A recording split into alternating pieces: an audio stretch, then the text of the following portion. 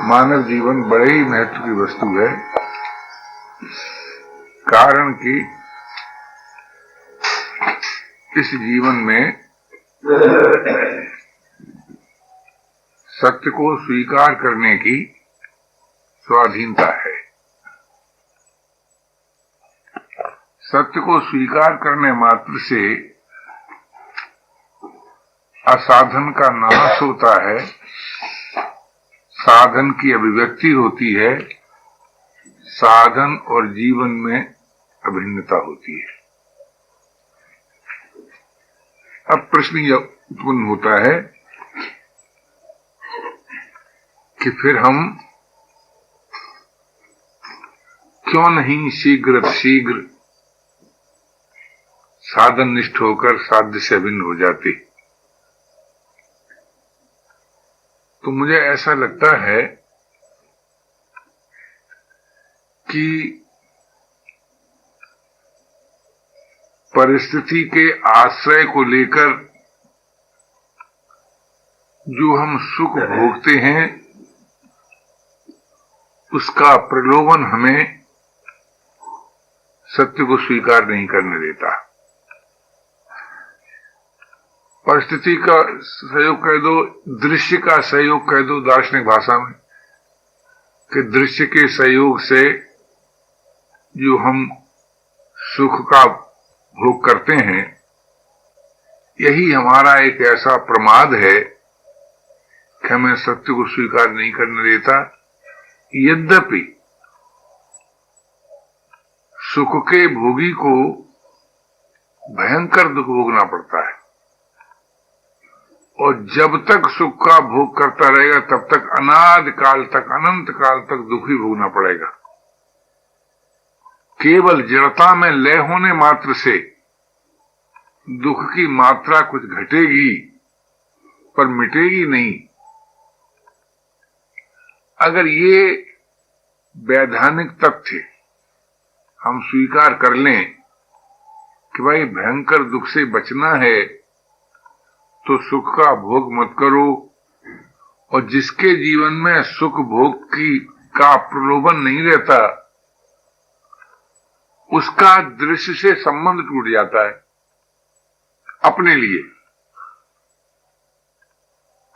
लिए उसका दृश्य से संबंध टूट जाता है। ये बात आपकी समझ में आई है नहीं, मालूम नहीं, ये भाषा समझ में आई आपके? जी क्या आई? दृश्य से संबंध टूट जाता है तो इसका मतलब क्या रहा कि फिर उसकी दृष्टि अपने उद्गम में विलीन हो जाती है। और जब साधक की दृष्टि दृश्य से विमुख होकर अपने उद्गम में विलीन हो जाती है तब वो अपने में संतुष्ट होकर एक अविनाशी जीवन से अभिन्न होता है। अगर ये बात आपको अपनी बात मालूम हो, ठीक बात मालूम हो, पसंद आती हो, तो हमें ये प्रयास करना चाहिए कि हमारी दृष्टि बिना दृश्य के, बिना स्थिर हो जाए, हमारा चित्त बिना आधार के शांत हो जाए। अगर ये दो बातें आपको पसंद आ जाए तो आप राजयोग की प्राप्ति कर सकते हैं। राजयोग में यही दो बातें प्रधान हैं। दृष्टि बिना दृश्य के स्थिर हो जाए, चित्त बिना आधार के शांत हो जाए। तब क्या होता है कि प्राण बिना निरुद्ध के सम हो जाता है, अर्थात योग प्राप्त हो जाता है। इसको राजयोग कहते हैं। राजयोग में प्राण पर दबाव नहीं डाला जाता, शरीर पर दबाव नहीं डाला जाता, मन का सुधार किया जाता है, अपनी रुचि को बदला जाता है। मन का सुधार का मतलब क्या? मन कोई बिगड़ता थोड़ी है, मन रुचि के अधीन रहता है। अगर हम अपनी रुचि बदल दें तो मन बदल जाता है। वो रुचि हमारी क्या है कि दृश्य के आश्रय से प्रतीत होने वाला सुख हमसे छोड़ा नहीं जाता अथवा हमको नापसंद नहीं आता। अगर दृश्य के आश्रय से उत्पन्न होने वाला सुख हमें नापसंद आ जाए तो हम बड़ी सुगमता पूर्वक योगवित हो जाए, और योगवित होने से आत्मवित होने की सामर्थ्य आ जाए, और आत्मवित होने से ब्रह्मवित हो जाए। ये तीनों में इतना घनिष्ठ संबंध है कि योगवित आत्मवित हो ही जाएगा, पर एक सावधानी कर रखनी पड़ेगी, और वो ये कि योग का जो बाह्य रूप है, बाह्य फल, एक भिन्न भिन्न प्रकार की शक्तियों का प्रादुर्भाव होना, अगर उन शक्तियों का भोग नहीं करेगा तो आत्मवित हो जाएगा। योग तो वास्तव में भौतिक विज्ञान है। योग का जो बाह्य रूप है वो भौतिक विज्ञान है। भौतिक विज्ञान की चरम सीमा योग से योग में जाकर होती है। अलौकिक शक्तियों का प्राप्त हो जाना, कामना पूर्ति की सामर्थ्य का आ जाना इत्यादि।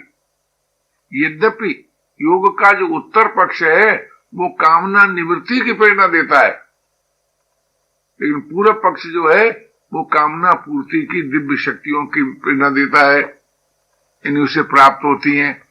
तो हमें किसी प्रकार के दृश्य का सहयोग नहीं चाहिए अपने लिए। अगर ये बात दृढ़ता के साथ हम पसंद कर लें तो वियोग का भय भी जाता रहेगा और नित्य योग भी प्राप्त हो जाएगा। ये योग का उत्तर पक्ष है, नित्य योग प्राप्त हो जाना। योग की से मिली हुई शक्तियों का भोग करना, ये योग का पूरा पक्ष है, उत्तर पक्ष नहीं है। ये पहली चीज है, आखिरी चीज नहीं है। इसलिए योग अनेक प्रकार से बताया गया है। देखिए, जब तक योग का आश्रय मनुष्य नहीं लेता तब तक भौतिक उन्नति भी नहीं होती। निवेदन कर रहा हूं कि भोगी को भी योग चाहिए और विवेकी को भी योग चाहिए और प्रेमी को भी योग चाहिए। बिना योग के उच्च कोटि का भोग भी सिद्ध नहीं होता और बिना योग के विवेक में भी दृढ़ता नहीं आती और बिना योग के प्रेम भी स्थायी नहीं होता। ऐसा विधान मालूम होता है मुझको। तो मैं आपसे ये नम्र निवेदन कर रहा था कि भाई, भोग के लिए योग का उपयोग मत करो। अगर हम भोग के लिए योग का उपयोग नहीं करेंगे तो बोध और प्रेम की प्राप्ति हो जाएगी अपने आप, क्योंकि जिससे दूरी नहीं रहती उससे भेद भी नहीं रहता और जिससे भेद नहीं रहता उससे भिन्नता नहीं रहती। तो जो वास्तविक जीवन है या मानव का जो चरम लक्ष्य है उससे दूरी न रहे, उससे भेद न रहे, उससे भिन्नता न रहे, अथवा यूं कहो कि जिससे हमारी दूरी हो ही नहीं सकती, भेद और भिन्नता हो ही नहीं सकती, वही हमारा आपका अपना है और वही वास्तविक जीवन है। तो आप किसी दृश्य से के साथ ये बात नहीं लगा सकते। ऐसा कोई दृश्य आपको नहीं मिलेगा जिससे दूरी, किसी न किसी अंश में दूरी न रहे, भेद और भिन्नता न रहे। क्या राय है? ये बात समझ में आती है? कोई दृश्य ऐसा हो सकता है जिससे सर्वांश में दूरी और भेद और भिन्नता नाश हो जाए? जी, हो ही नहीं सकता। अब देखिए, आप ये बोल रहे हैं अपने अनुभव के आधार पर बोल रहे हैं, ये सीख करके नहीं बोल रहे हैं, ये किसी प्रमाण के आधार पर नहीं बोल रहे हैं। फिर अपने अनुभव का आप अनादर न करें, जिससे हमारी कभी किसी अंश में भी दूरी रहती है, उससे सदा के लिए दूरी हो जाती है। अलग कौन होता है? जो अलग है। मिलता कौन है? जो मिला है। अगर ये बात आपको अपनी बात जच जाए, ये रहस्य स्पष्ट हो जाए कि जो अलग है सोई अलग होगा।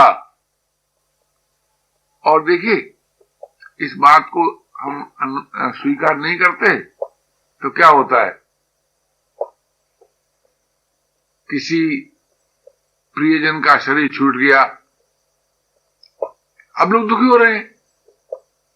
अब सोचो तो सही, वो प्रियजन का शरीर तुमसे अलग था कि नहीं? गहरी नींद में नित्य अलग होते हैं हम एक दूसरे से कि नहीं? क्या राय है? अलग होते हैं। तो जो अलग है वही तो अलग होगा, जो अलग नहीं है वही तो मिलेगा। तो दृश्य से अतीत जो स्वतः सिद्ध तत्व है, वो कभी किसी से अलग नहीं है। अतः उसी की प्राप्ति होगी और समस्त दृश्य क्योंकि भिन्न है इसलिए अलग होगा, अभिन्न नहीं है इसलिए अलग। देखिए, भिन्नता भी कई प्रकार की होती है।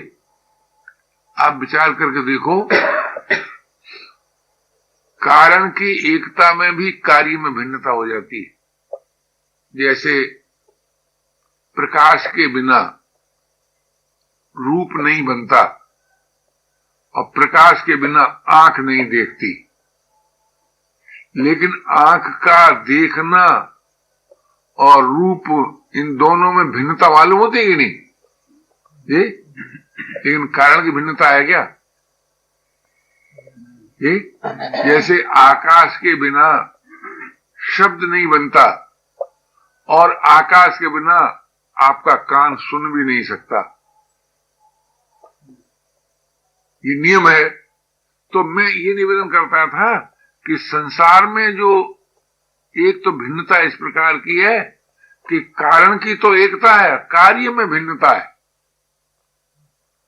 क्योंकि आकाश ही कारण है शब्द का और स्रोत का, है?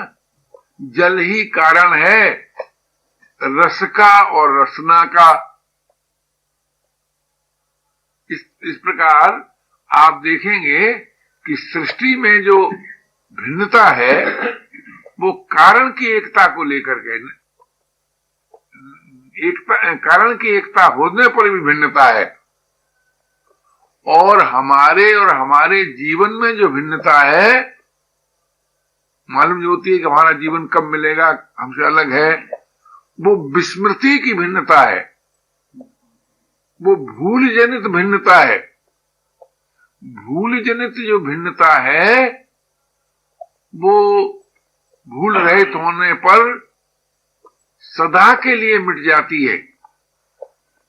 विस्मृति से जो भिन्नता है, जो दूरी है, वो स्मृति से मिट जाती है। तो हमें जो चाहिए, हमारा जो अपना है, उसके हमारे बीच विस्मृति की भिन्नता है, भूल जनित भिन्नता है, स्वरूप से भिन्नता नहीं है। हमें जो चाहिए वो हम ही में है, हम उसी में हैं। स्वरूप से हम एक दूसरे से अलग नहीं है। चाहे आप एक का नाम जीव और एक का नाम ब्रह्म रख लीजिए, हमें इसमें कोई आपत्ति नहीं है। इनमें स्वरूप से भिन्नता नहीं है, विस्मृति की भिन्नता है, भूल जनित भिन्नता है। जब हम दृश्य से विमुख हो जाते हैं तो वो जो भूल जनित भिन्नता है वो नाश हो जाती है। वो जो विस्मृति जन्य भिन्नता है वो नाश हो जाती है। तो मैं ये निवेदन कर रहा था कि अगर आपको ये बात समझ में आ जाए कि मानव जीवन की सबसे बड़ी विशेषता है, तो इसी बात में है कि वो अनंत परमात्मा से अभिन्न हो सकता है और जगत से सर्वदा ही भिन्न है। परंतु हम प्रमादवश स्वयं आंख से तद्रूप होकर रूप का भोग करते हैं, कान से तद्रूप होकर शब्द का भोग करते हैं, त्वचा से तद्रूप होकर स्पर्श का भोग करते हैं, रसना से तद्रूप होकर रस का भोग करते हैं और नासिका से तद्रूप होकर उसका गंध का भोग करते हैं। तो ये जो भोग है, ये भोग और भोगने की शक्ति और भोगता, इन तीनों में कारण की एकता है, कार्य की भिन्नता है। और हमारे में और परमात्मा में केवल प्रमाद कहें, विस्मृति कहें, विमुखता कहें, इसकी भिन्नता है। अगर ये बात आपकी को जैसे रुचे तो इस पर थोड़ा मनन कीजिए और इस संबंध में किसी भाई कोई संदेह उठे तो प्रश्न कीजिए, उस पर विचार किया जाए, क्योंकि परस्पर विचार विनिमय करने से भी सत्य का बोध होता है। तो मैं ये निवेदन कर रहा था कि हम और आप साधक हैं, साध्य से हमारी जाति एकता है, नित्य संबंध है, आत्मीय संबंध है। साध्य से, और किसी से न हमारी जाति एकता है, न नित्य संबंध है, न आत्मीय संबंध है। साध्य किसे कहते हैं? जो सभी का आराध्य है। जो सभी का आराध्य है वही साध्य है। सभी का आराध्य क्या है? कि जिसे पाकर फिर और कुछ पाना शेष नहीं रहता, वही सभी का आराध्य है। तो मैं आपसे ये निवेदन कर रहा था, हम और हमारा आराध्य एक जाति के हैं। हमारा और आराध्य का नित्य संबंध है, हमारा और आराध्य का आत्मीय संबंध है। लेकिन हमारा और दृश्य का न जाति एकता है, न नित्य संबंध है, न आत्मीय संबंध है। आप थोड़ा स्थूल दृष्टि से भी सोचिए तो आपको ये बात माननी पड़ जाएगी कि दृश्य के परिवर्तन का अनुभव आपको होता है, लेकिन कभी किसी को अपने परिवर्तन का अनुभव नहीं होता। हम अपने में जो परिवर्तन आरोप करते हैं वो दृश्य से तद्रूप होकर करते हैं। अगर हम दृश्य से तद्रूप न हो तो अपने में परिवर्तन का आरोप कोई कर ही नहीं सकता। लेकिन दृश्य के परिवर्तन का अनुभव सभी को होता है। आप नहीं कह सकते कि जिस दृश्य को आप एक बार देख लेते हैं, दोबारा देखने का अवसर आते ही उसमें परिवर्तन नहीं हो जाता। कोई वैज्ञानिक सिद्ध कर सकता है? कोई नहीं सिद्ध कर सकता। समस्त वैज्ञानिकों को ये बात मालूम पड़ती है कि दृश्य की अनुभूति एक बार होती है, दोबारा होती नहीं। लेकिन हम उस अनुभूति की सत्यता को पकड़ लेते हैं, उसकी सुखरूपता को पकड़ लेते हैं, इसलिए हमें मालूम होता है कि ये वही वस्तु है जिसके द्वारा कल हमको बड़ा सुख मिला था।